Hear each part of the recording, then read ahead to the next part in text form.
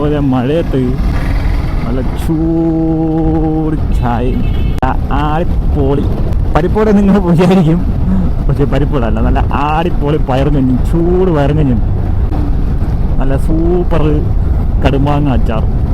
കഞ്ഞീരോടെ ചായ കുടിക്കുമെന്ന് നിങ്ങൾ ചോദിക്കും. കഞ്ഞീരോടെ കട്ടൻ ചായ കുടിക്കാൻ സൂപ്പറാണ്. ചൂട് കട്ടൻ ചായയും നല്ല ചൂട് പയറും കഞ്ഞിയും നല്ല ആടിപ്പൊളി കടുമാങ്ങ അച്ചാർ. ഇതും കൂടെ മൂന്നും കൂടെ ഇട്ടിട്ട് പിടി പിടിച്ചാണ്ടല്ല സൂപ്പറാണ്. നിങ്ങൾ ട്രൈ ചെയ്ത് നോക്ക്. എനിക്ക് ഭയങ്കര ഇഷ്ടമാണ്. കുറേ നാൾ മുമ്പ് പണ്ട് ട്രൈ ചെയ്തിട്ടുള്ളതാണ്. പണ്ട് എൻ്റെ വീടെന്ന് പറയുമ്പോൾ ഓടിട്ട വീടായിരുന്നേ.